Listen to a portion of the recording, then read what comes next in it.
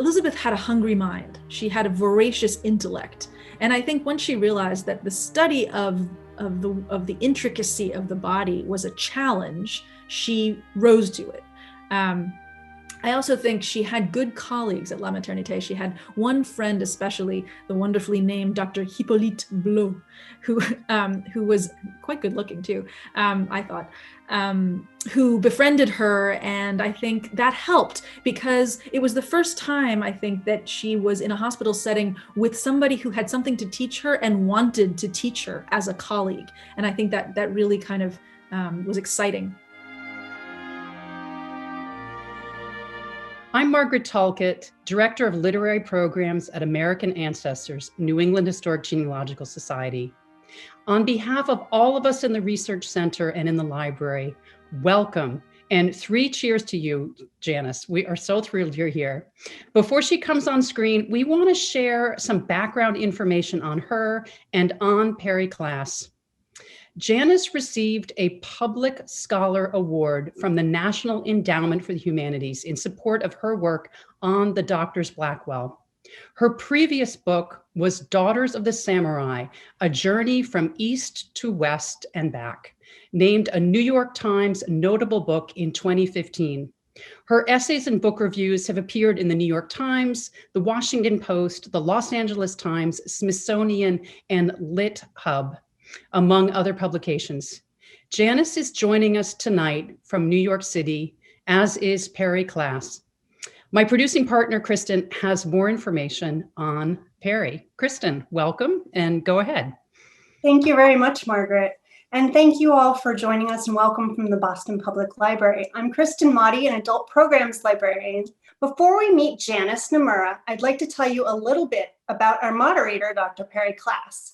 Perri Klass, MD, a professor of journalism and pediatrics at New York University, writes weekly for the New York Times Science section.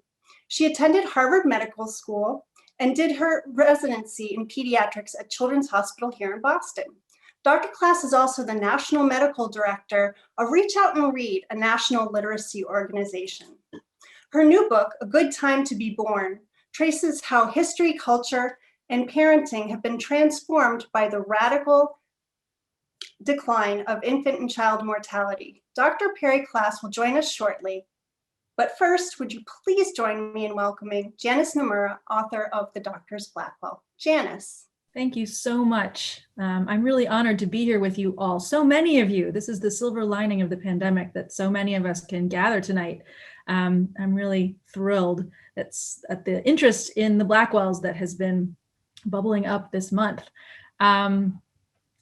I'm going to start with some pictures and a little bit of the story so that you can imagine in your minds what we're talking about when Dr. Klass and I get started.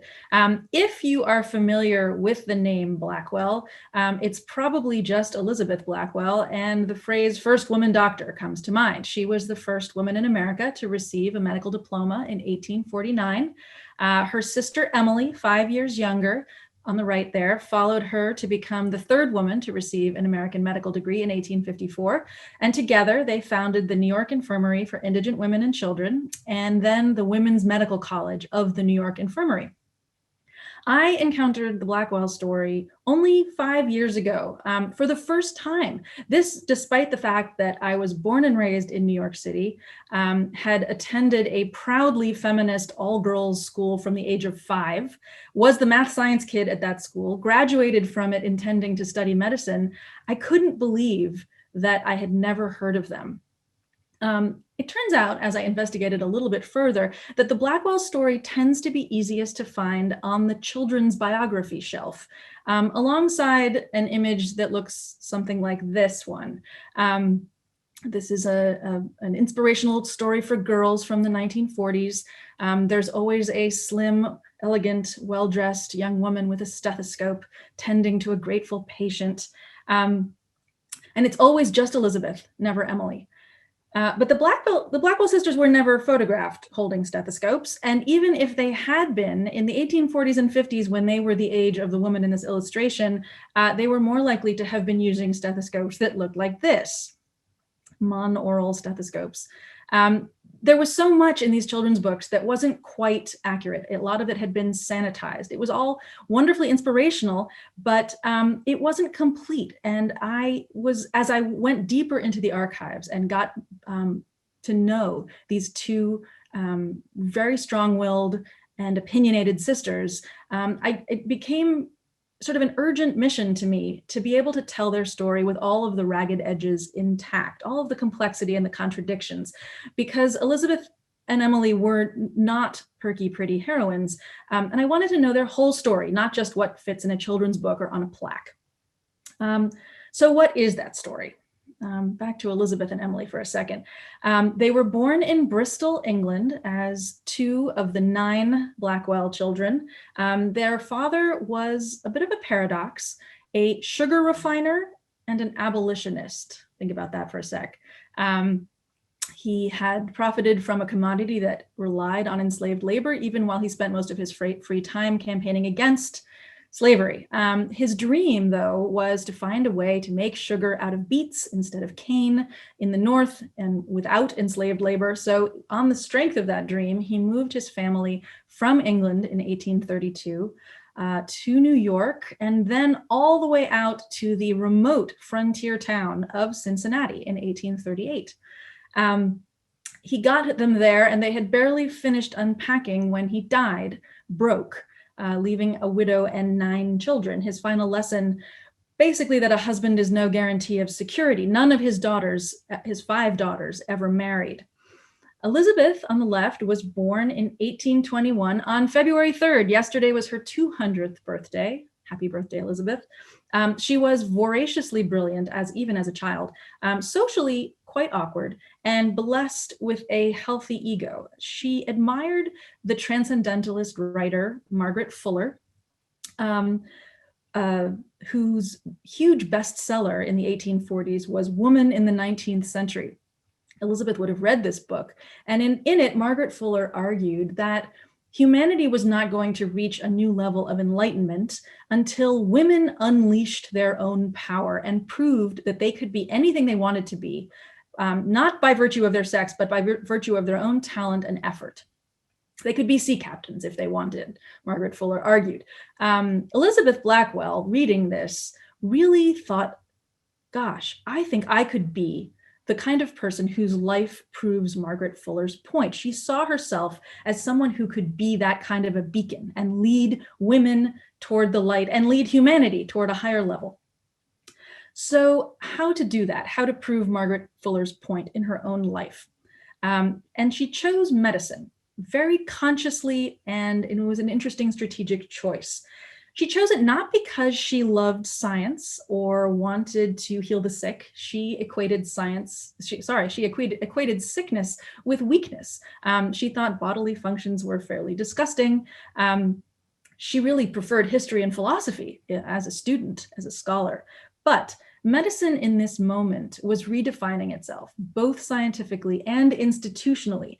To this point, it had been more of a trade, the work of midwives or barber surgeons or village doctors who learned their trade by apprenticing to other village doctors. But from recently, just before Elizabeth Blackwell came of age, it had begun to become a profession of men who got their credential by winning a diploma at a medical school, rather than through a more ambiguous apprenticeship. So if a woman found her way into a medical school and attended all the lectures and passed all the examinations, who could argue that she wasn't qualified to be a doctor? And the fact was that in this moment, in the mid-1840s, medical school was not the kind of intense academic challenge that it is today.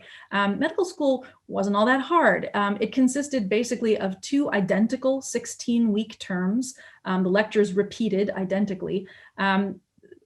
Only lectures, pen and paper. If you went to a particularly well-equipped medical school, you might get to witness dissections. If you went to a really excellent one, you might get to do some dissecting yourself. But most young men emerged from those 2 identical terms of medical school with a diploma and never having touched a living patient. So it wasn't particularly rigorous, as this cartoon from the 1820s suggests. So at the age of 26, Elizabeth won admission to Geneva Medical College. a tiny rural medical school in Geneva, New York, up in the Finger Lakes, pretty much by accident. That's a story that you'll have to read about in the book, and graduated at the top of her class, of course, in 1849. Geneva College, by the way, has since evolved into Hobart and William Smith colleges. On the left there is the medical department building as it looked when she attended. It no longer stands, and this plaque is where it used to be.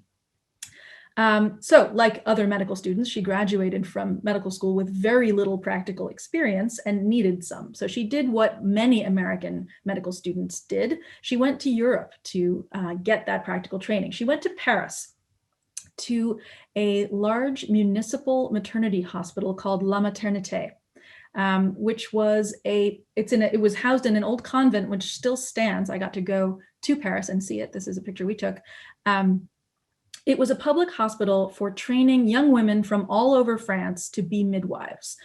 So young women, untrained young women, came and boarded at La Maternité as resident students to learn labor and delivery. Now, Elizabeth already had an MD, but she made the interesting choice to commit herself to La Maternité as another student because of the volume of obstetric experience that she could learn there. She began there to make that connection that sort of dictated the course of her later career in medicine between poverty and disease. If you were giving birth in a hospital, it was because you were destitute. If you had any money at all, you would have delivered at home. Then something else happened while she was at La Maternité in Paris that also guided her away from medical practice and toward medical policy, which was that she contracted an infection from one of her patients and ended up losing one eye. A horrifying medical catastrophe. But being Elizabeth Blackwell, did she go home to recover? No. She eventually lost the eye, was fitted for a glass prosthetic, and never really spoke about it again. If you look at this picture closely, you can see that there's a slight asymmetry in her gaze. But many of the people who encountered her later in life did not realize she only had one eye. So she, having recovered, having overcome this horrifying episode, continued on to get further medical training in London at St. Bartholomew's Hospital, where she met, fatefully, Florence Nightingale through mutual friends. She had a rapturous communion with young Miss Nightingale, who wasn't globally famous yet. This was Florence Nightingale before she was Florence Nightingale, chafing against her family's encouraging her to get married and settle down. She didn't want to do that. She wanted to make a name for herself in the field of nursing and hygiene and prevention. And she and Elizabeth would have a relationship throughout their lives, and Elizabeth would watch Nightingale's success closely, although they always disagreed on the fundamental idea of what a woman's role in health was.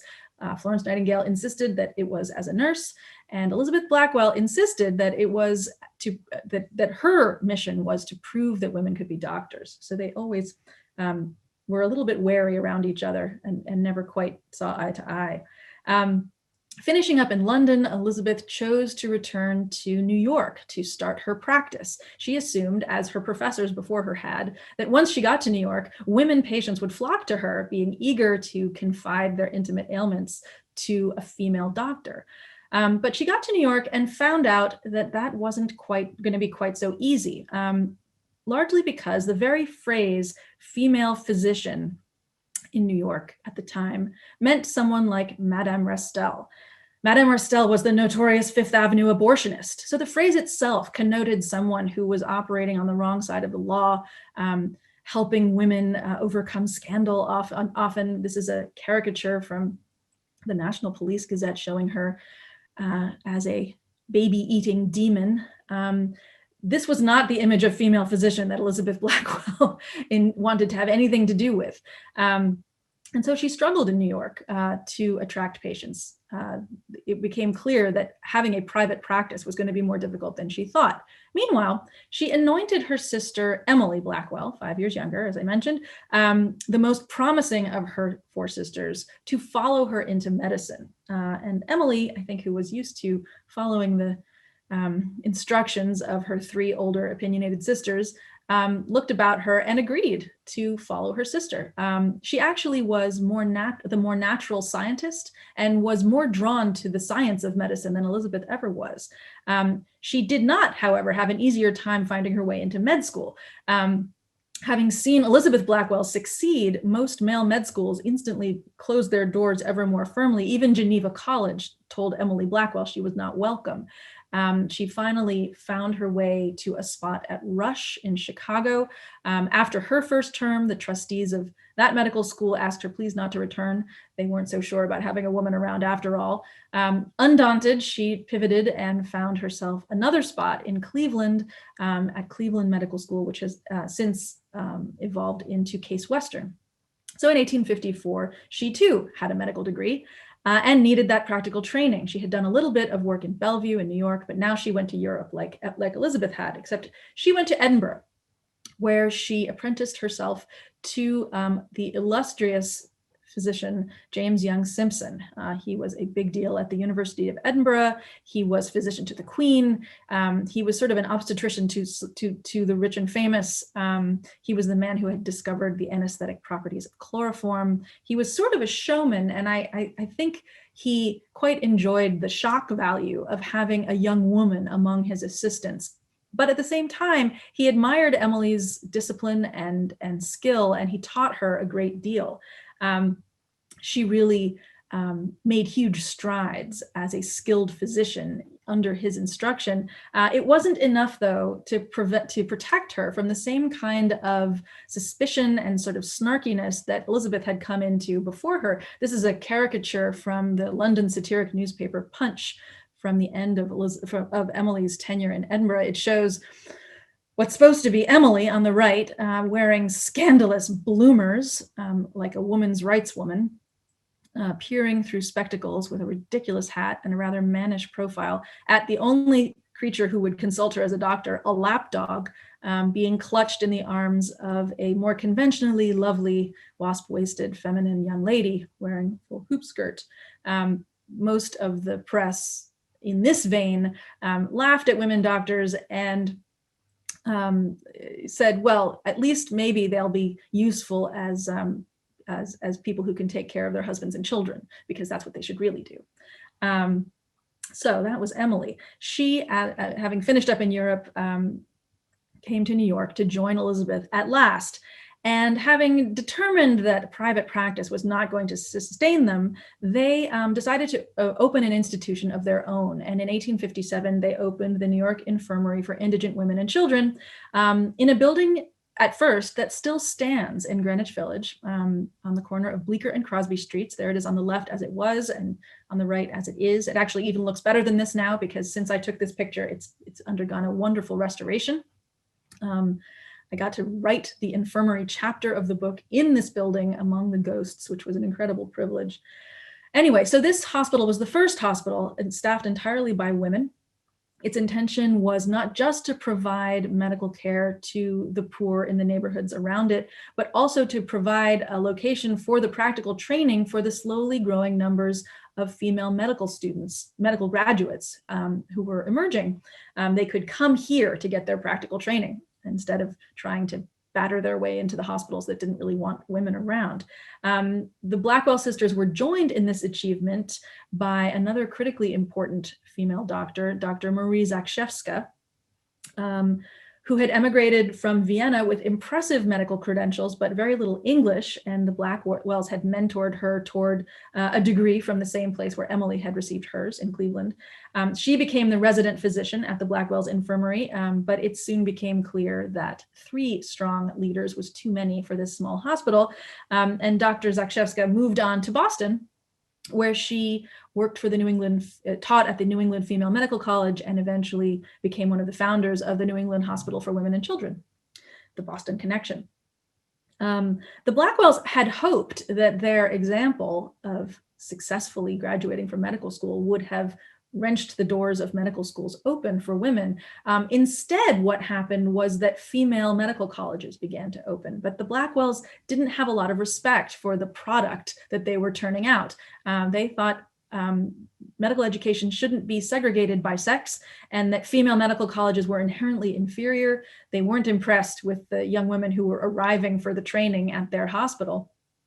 And so in the end, they changed their mind about whether they should found a female medical college themselves. And that's what they did. They opened their own female medical college of the New York Infirmary, but at a level of rigor and commitment to practical training that was higher than the programs they themselves had graduated from. So that was their professional lives. Personally, they were just as fascinating. Both sisters, Emily and Elizabeth, adopted daughters. Emily lived for the last several decades of her life with a female partner, another surgeon, Elizabeth Couchier. Two of their brothers, Henry and Samuel, married two of the most prominent feminists of the day, Lucy Stone and Antoinette Brown. Did Emily and Elizabeth get along with these feminist sisters-in-law? Not really. I mean, they liked them as people, but they didn't really agree with them as feminists. They didn't necessarily think that women's suffrage should be the first priority of the emerging women's rights movement. There's an interesting dynamic there. As I said, this is a complicated story with a lot of contradiction and complexity to it. Even Elizabeth and Emily even disagreed with each other to a fair degree. Even though they built the infirmary and the women's medical college together, they disagreed about the role of women in medicine. Elizabeth, as I said, was more interested in public health, increasingly throughout life, in being a teacher armed with science. Emily wanted to be a surgeon and obstetrician and medical professor, the equal of any man. They had slightly different approaches to this. Once their institutions were founded, and with some relief, they parted ways. Elizabeth went back to England, which she had always preferred, and spent the last 40 years of her life pursuing public health in England, while Emily stayed in New York and led the institutions they had founded very competently for the next 40 years. So that's the outline of this story. And this moment, as we celebrate the inauguration of our first female vice president, feels like a particularly good one for the Blackwells. Elizabeth and Emily Blackwell became doctors to make a point about women. Despite their disagreements about the role of women doctors, they agreed that the goal was not simply to change how men saw women, but how women saw themselves. They weren't interested in pleasing anyone. They wanted to make a point about the untapped power of women, and they made it clear that only women had the power to unleash it. And now it's my honor to invite Dr. Perri Klass, part of the Blackwell legacy, back onto the screen. Hi, Perri. Hi, that was wonderful. Thank you. It was a pleasure to hear you talk, just like it was a pleasure to read the book. I'm holding it up. And the first thing is, this is an unbelievable read. This is a wonderful book to read, not just if you're a doctor, not just if you're a woman in medicine. And one of the reasons a lot of it is due to your skill, but what great characters. And I wondered, and you're absolutely right. I think what I knew about Elizabeth Blackwell before was probably from some, heroines of our time book written for kids. But I wondered if you would talk a little more about this remarkable, eccentric, complicated family and the ways that they supported each other, because and sometimes didn't. But I mean, the complexity of the two sisters doing this together is really interesting. It is. As an only child, I was enthralled by the 9 Blackwell siblings and imagining what it would feel like to have that many siblings all around you at all times. The Blackwells are fascinating. So there were 9 of them. Even while they were in England, they were, their father was a dissenter from the Church of England. They were sort of outside the mainstream of society even before they left Bristol. And that outsiderness caused them to kind of turn toward each other. So they were always a very tight clan. And that only intensified. They came to New York. They didn't stay very long. They got to Cincinnati. They were orphaned. They turned in and in and in.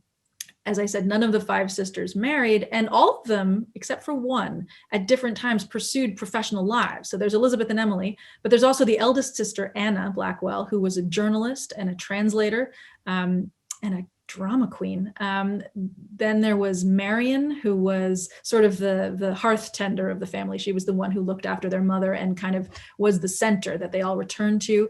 There was Elizabeth and Emily. Then there was Ellen, who was a painter. She studied with Ruskin in Europe.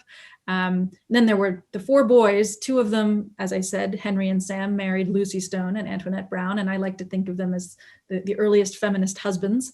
And then there were 2 more boys, one of whom went off to England into the iron trade, and one of them and then there was another one who prospered in real estate here. You often hear when you're looking for a biographical project that if you're not drowning in material, you probably don't have enough. And so that's when I knew that the Blackwells would be viable as a biographical project, because the 9 of them were intensely literate and intensely bonded, and they all drove each other a little crazy. And so they were always leaving, and they were rarely all in the same place at the same time, and they were always writing to each other. So I had this just mountain of letters, a lot of it either at the Schlesinger Library in Radcliffe or at the Library of Congress. And then there were other smaller collections here and there. But yeah, it was wonderful. There was this wonderful multi-perspective where I could look at the letters of all 9 of them commenting on Elizabeth's graduation from medical school, say. And then there were also their own journals. So I had all of these private and public perspectives, 2 of them gossiping about a 3rd one over here, that really enriched the way I was able to see each of these events. We did have one question come in from one of the viewers earlier about whether they were related to the person for whom Blackwell's Island in New York City was named. Right. Alas, no. Although it's funny, Blackwell's Island was named for, I think, a 17th century farmer who owned most of it. So there's no connection. Blackwell turns out to be a more common name than you'd think. However, Blackwell's Island in the 1840s and 50s, when the Blackwell sisters were establishing themselves in New York, was where all the bad things were. It was where the jail was, and the asylum, and the orphanage, and it was where you ended up when life had gone wrong. And in fact, Madame Restel, the Fifth Avenue abortionist, ended up in jail there right around the time that Elizabeth was entering medical school. And I always love that irony of, trying to kind of distance yourself as Elizabeth Blackwell from everything that Blackwell connoted in mid-19th century New York. So we have a bunch of questions that people sent in, and something that I'd like you to talk about, because you evoke it so dramatically in your book. Can you talk a little bit about what those hospitals were like, what the state of medicine was, La Maternité in Paris or St. Bartholomew's in London? Who was in those hospitals, and what was it possible to do for them? Not much.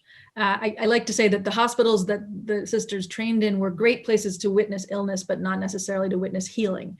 For instance, between the 2 terms that she spent at Geneva College, Elizabeth went back to Philadelphia to Blockley Almshouse, which was at that point the largest municipal hospital in the country. And really, I think to use David Oshinsky's phrase, a warehouse for the destitute. It was a place of last resort. And Elizabeth spent the summer there and actually lived in the hospital in a room off the female syphilis ward. And if you ended up in the hospital with syphilis, then you were in really bad shape, because not only did you have, necrotic lesions in your skull, but you were also being treated with mercury, which was poisoning your brain. It was a disaster. The state of medicine at the time was just about to change from something that looked very much like antiquity to something more modern. But when the sisters were first coming to learn about it, there were no easy ways to diagnose what was happening inside the body. If something was going wrong, most doctors tried to make something come out, whether that was by bleeding or blistering or emetics, enemas. If you could make something happen, your patient thought, oh, you must be doing a good job. You just kept trying that. Talk about heroic medicine and the impulse early in the 19th century to do something, however damaging. Right. So I mean, the line was that doctors couldn't command fees by saying there's really nothing I can do but hold your hand. Patients and patients wanted it. Patients felt like if something dramatic is happening, this must be a good doctor. I mean, Elizabeth herself tells a story when she went to England. She stayed with some relatives, and one of them fell ill, and they called the doctor, and the doctor started prescribing all the stuff, and it wasn't helping. And she conspired to pretend to give her relative what the doctor was prescribing, while instead just giving him like pellets made out of bread and water that had some food coloring in it. And he got much better. And then he discovered that she was lying to him and insisted on having the harsh, debilitating remedies that the doctor was prescribing instead. So there was this real belief that the doctor knew that the doctor was making something happen, and that was better than nothing. And it was a very hard belief to change. Well, you talked in your presentation about the question of whether what drove her into medicine originally was actually either an interest in the science or desire to take care of patients. I was kind of moved, though, when she's in Paris at La Maternité, she actually sounds like she's getting excited about this, that deliveries and caring for those patients is touching something. Yeah, I think Elizabeth had a hungry mind. She had a voracious intellect. And I think once she realized that the study of the intricacy of the body was a challenge, she rose to it.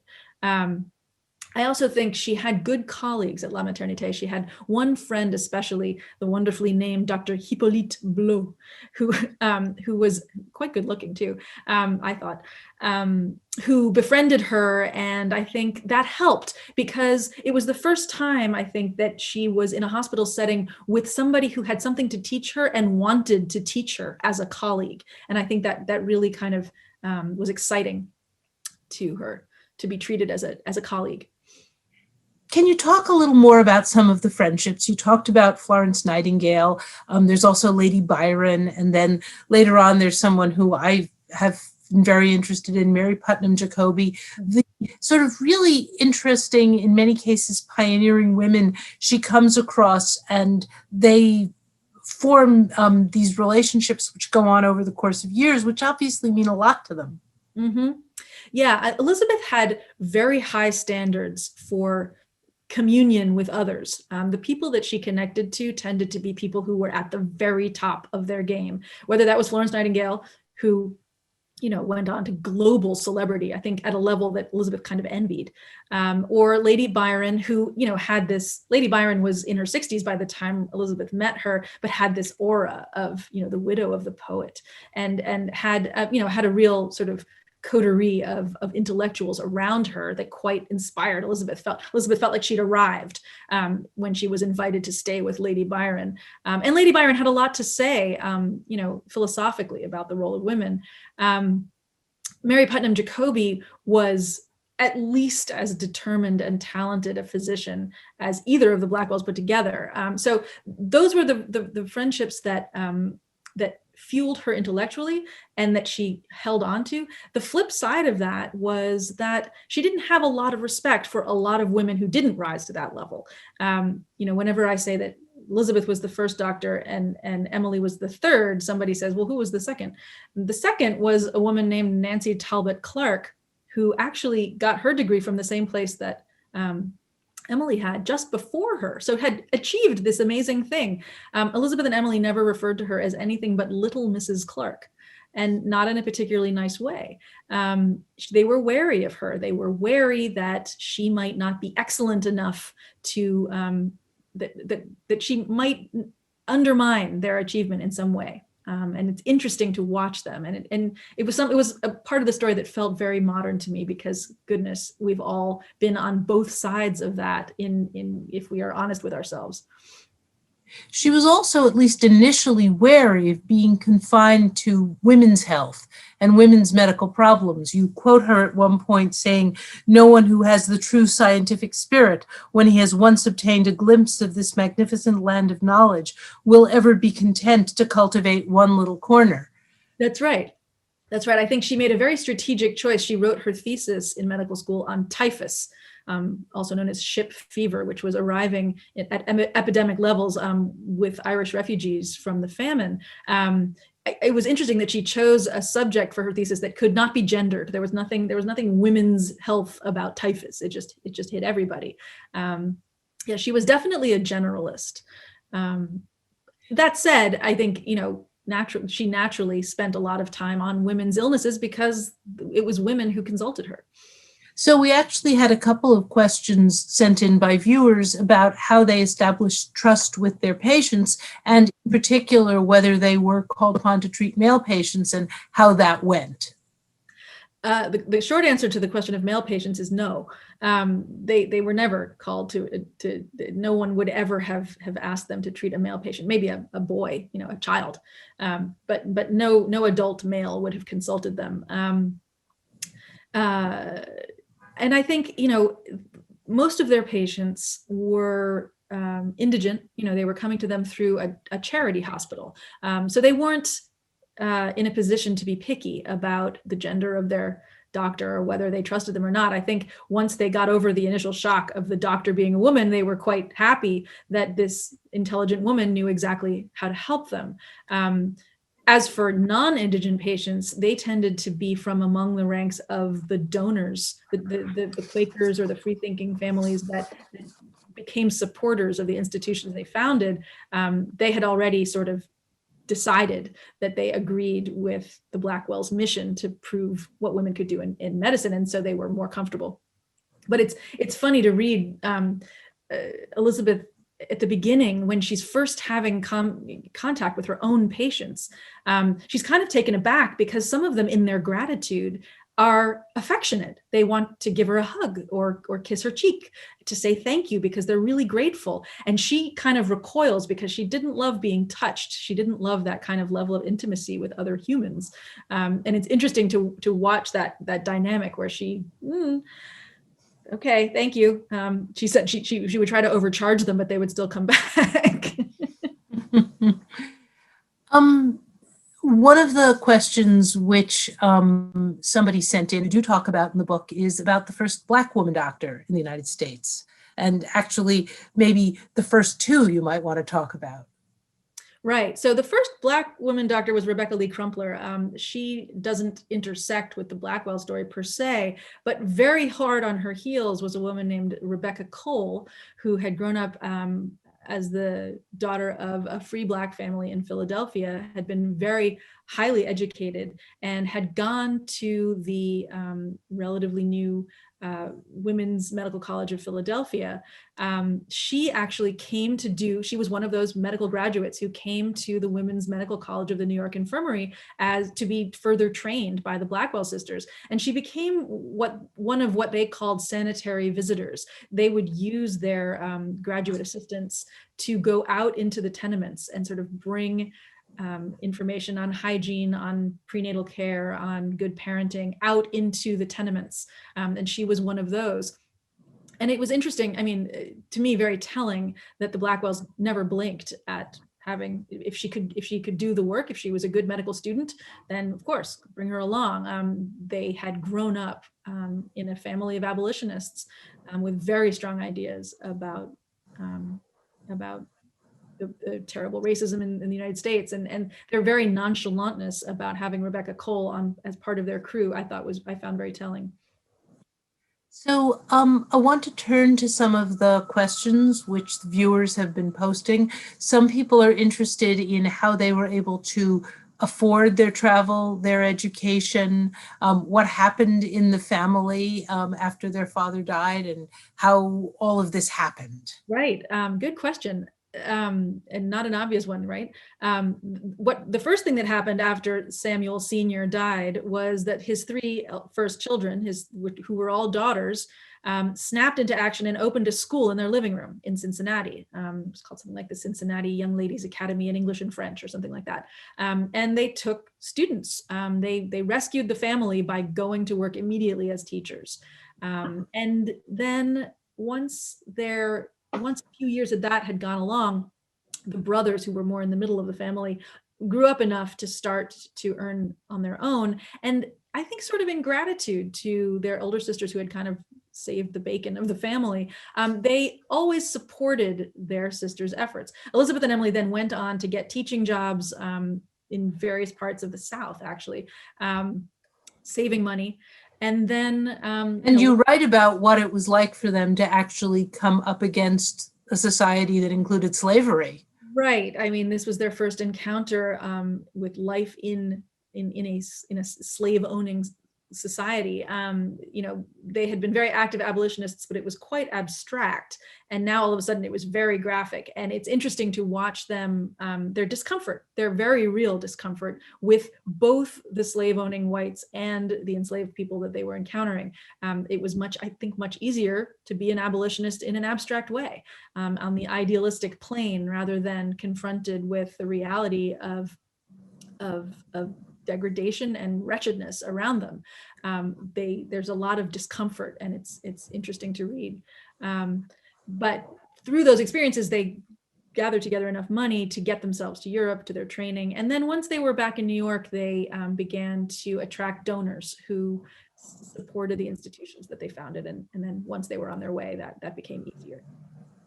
We also have a number of questions contrasting Europe and the United States. And someone asks whether Europe was more accepting of female physicians or of female studying medicine. And somebody else asks more generally what the difference was between the ways that medicine was studied and taught in Europe and the ways that it was taught in the United States. I can't speak in an expert way about the differences in the medical educations.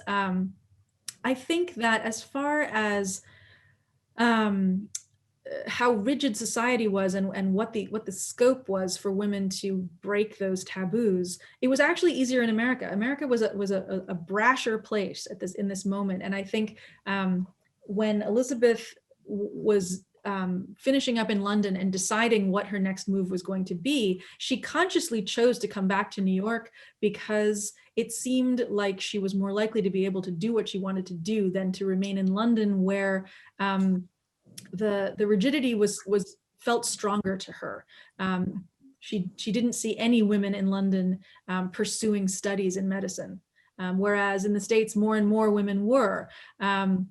That said, when Marie Zakrzewska arrived in New York to join them at the infirmary, she had quite advanced training in Vienna. I think that was more of an anomaly. I know that in the wake of the Blackwells, people like Elizabeth Garrett Anderson and Mary Putnam Jacobi received their degrees from the Sorbonne, but that was not until the later 1860s and early 1870s. Yeah. And Mary Putnam Jacobi, who I think was the first woman allowed, was made to use a separate entrance so that she wouldn't contaminate the male students. Sometimes they had to, dissect alone with a preceptor rather than with the group. They were extraordinary. The level of determination and the level, sort of sense of certainty and sense of mission. Absolutely. Absolutely. When we visited the convent in Paris, and I thought of, it's a beautiful place, but it's a cold stone, austere place. And when I thought of the pain and fear that she experienced losing an eye in that place alone, and then not going home, continuing on, lost me there. I had a couple of questions about the family. One asking for examples of disagreements and tensions, and then another asking a legacy question. Why has Elizabeth remained known, but Emily much less so? I think I'll take the last one first, and then you're going to have to remind me what the first one was. The legacy question is a simple matter, I think, of the power of first. First is a powerful thing, and there is no getting around that. Elizabeth was first. Elizabeth was also very proud of being first. She craved recognition, and she got it.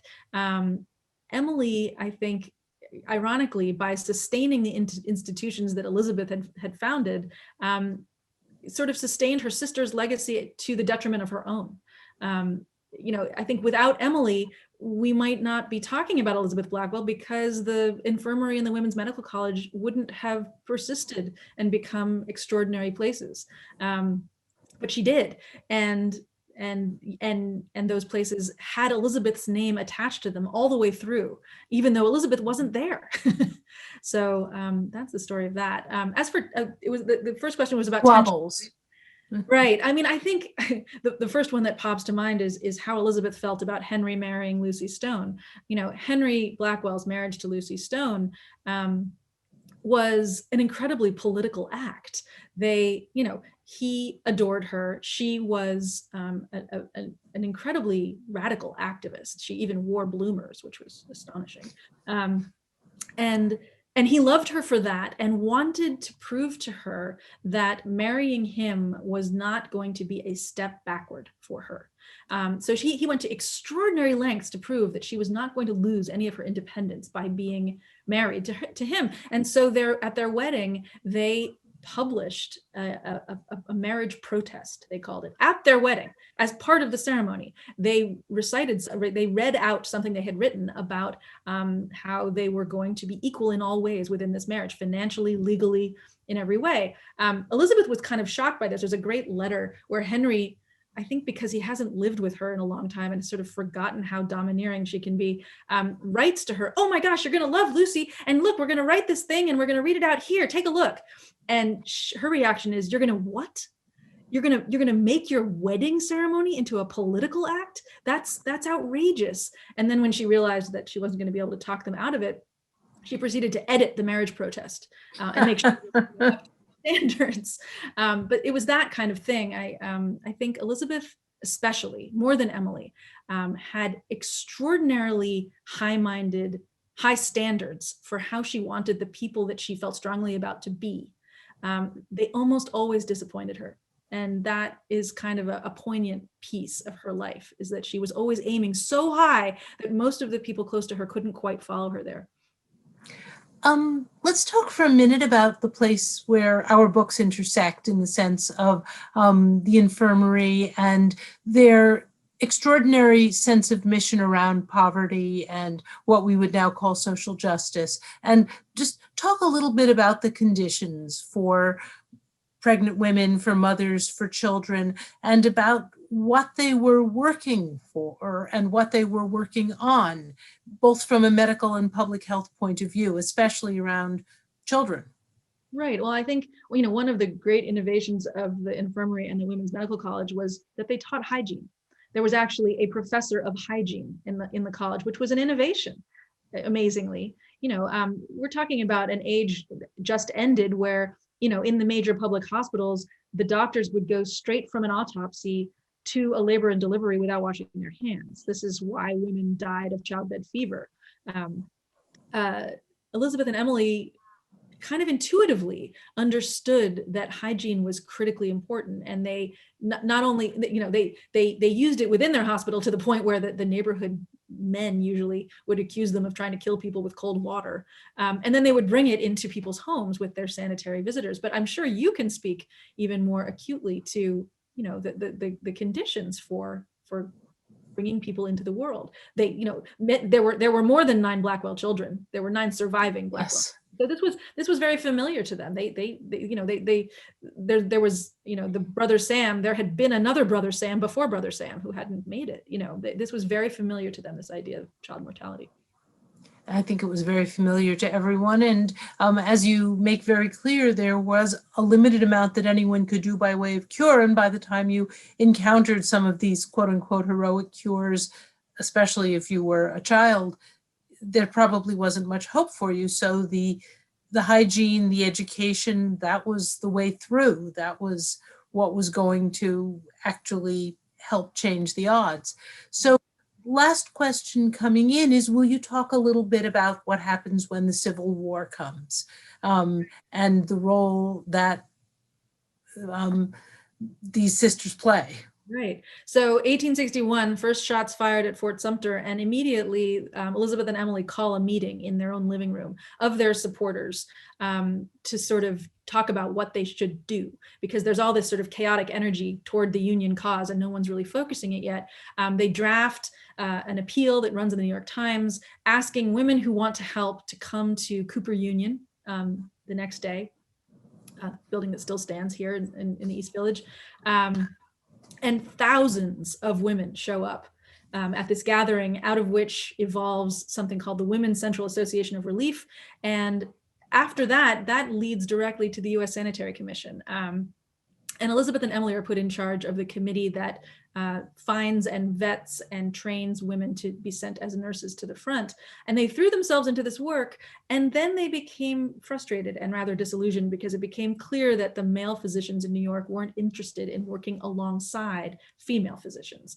And when it came to, okay, so I'll take a few of the women to train at my hospital and you take a few of the women to train at your hospital, they excluded the New York Infirmary from that. They weren't interested in having the Blackwell doctors as colleagues. It was one thing if they were women at the head of a nursing committee, but once they were doctor colleagues, that was more of a challenge. And on top of that, the main leadership role in Washington went to Dorothea Dix, who wasn't a medical professional at all. They called her the meddler in chief. They really had no kind words for Ms. Dix, and they withdrew in frustration and turned their attention, away from the war and toward their new idea of opening a college. Wonderful. Well, I'm going to ask if you would close us out with a short inspirational reading from your wonderful book, which I'm holding up here, and which is really such a fascinating and remarkable piece of work. You're making me blush. Thank you.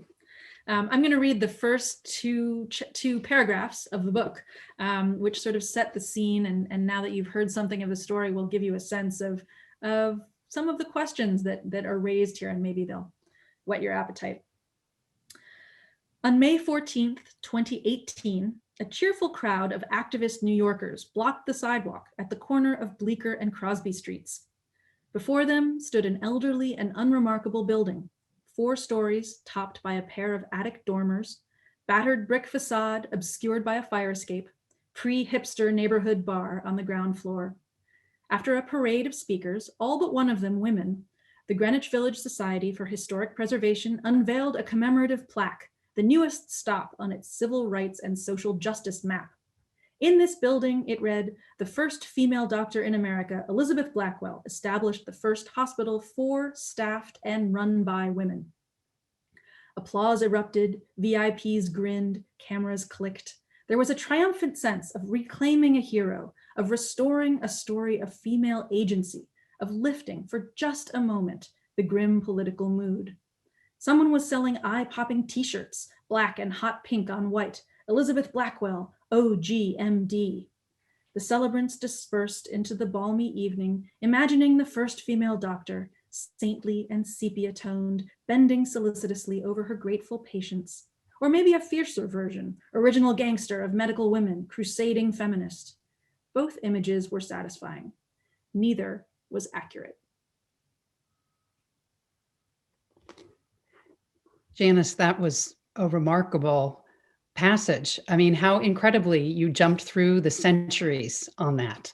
And what an art it is writing a history as you have, sort of collapsing what we all think of today as women doctors back into the past. It's really, really eye-opening. And I thank you and Perri enormously for your dialogue, which was really, really fascinating. So thank you for that. It was really great. Thank you. I wish we could have gone on and on.